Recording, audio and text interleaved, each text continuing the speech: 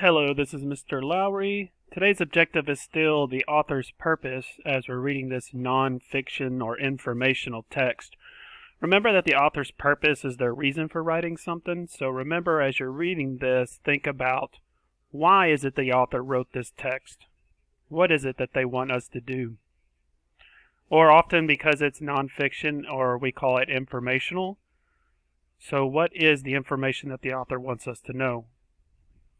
The topic is, of course, safety. You can see it in the title. Just like the topic about no wolves aren't allowed or welcome back wolves, the topic was wolves in those two texts. What might the author's purpose be for writing this text? And we said yesterday to inform us of how to survive an emergency or during an emergency. What does it mean to prepare for something? And we said to prepare means to get ready. I'm going to skip along to the pages that we haven't covered yet. It says here, the meeting plan. Decide with your family where you will meet in case of an emergency. In some situations, it will make sense to meet at your home. In other emergencies, you might not be able to get to your home or neighborhood. Choose a meeting spot outside your neighborhood. Make sure all family members know how to get there. Draw a map. With your family, draw a simple map of your neighborhood. Mark the location of your home. Label it. Show the location of your school. Label it. Finally, mark the meeting spot outside your neighborhood. Label it and add street names. Draw a line showing the best route from one location to another. Explain why it's important that your family have a meeting plan in case of an emergency. Why should you make a meeting spot for your family outside of your neighborhood?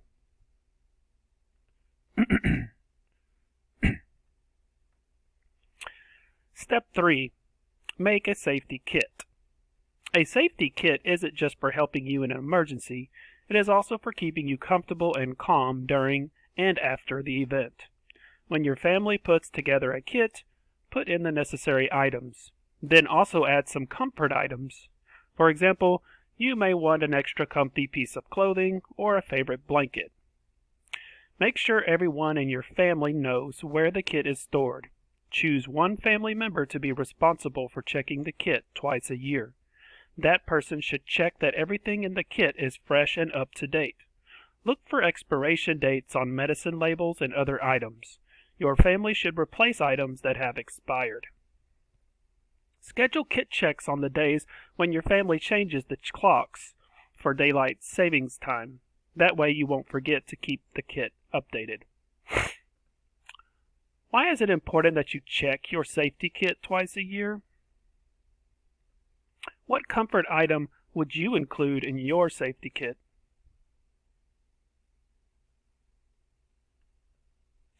What goes in a safety kit? Here are important items to include in a safety kit.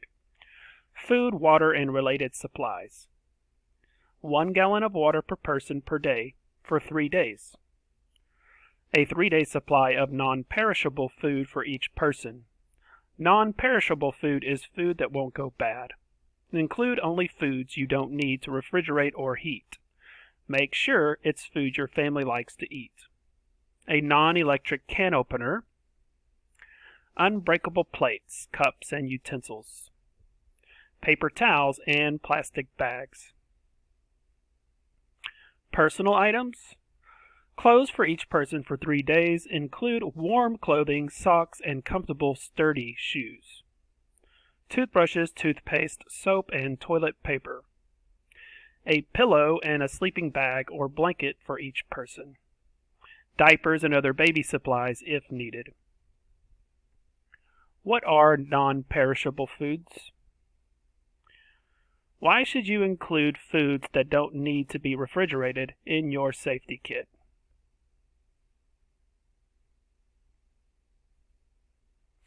I want to remind y'all that the author uses bullets here, and bullets are just when you have these little black dots.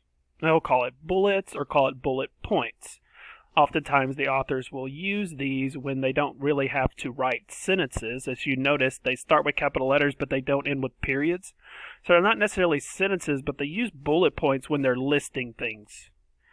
And they are giving you lists of things that you might need during an emergency. So again, bullets are used because sentences aren't really necessary, because they're just listing items.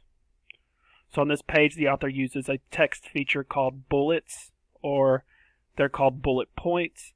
Why do you think the author uses bullets on this page?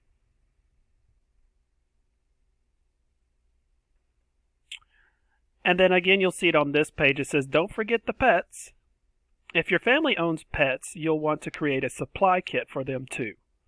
It should include the following items: a 3-day supply of food and water for each pet, a supply of medicines if needed, copies of your pet's veterinary records, cat litter and litter box if you have a cat, and food dishes.